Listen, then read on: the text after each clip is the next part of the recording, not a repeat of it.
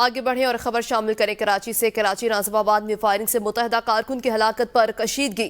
M Q M کے Peoples party پر سنگین الزامات۔ مصطفیٰ کمال نے ڈاکٹر عاصم کو کارکن کے قتل کا ذمہ دار قرار دے دیا۔ کہتے ہیں پیپلز پارٹی کے دہشت گردوں نے سیدھی فائرنگ کی، ویڈیوز موجود ہیں، ہمارے بھائی کو شہید کیا گیا۔ بولا جا رہا ہے گاڑیاں جلانے پر فراز کو گولی ماری گئی۔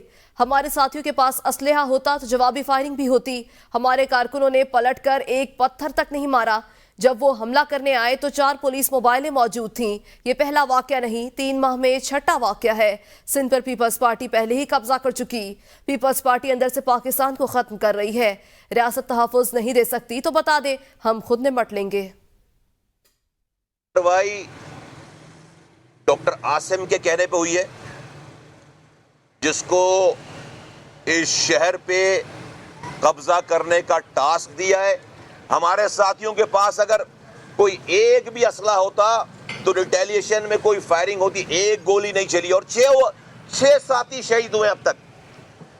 اس واقعے میں بھی کیا کہہ رہے ہیں کہ وہ گاڑیاں، ان کی جو گاڑیاں ہیں، ان کی گاڑیاں جلائی گئی، اس لیے جو ہے وہ فراز بھائی کو گولی مار کر شہید کیا گیا۔ یہ ورژن دیا جا رہا ہے۔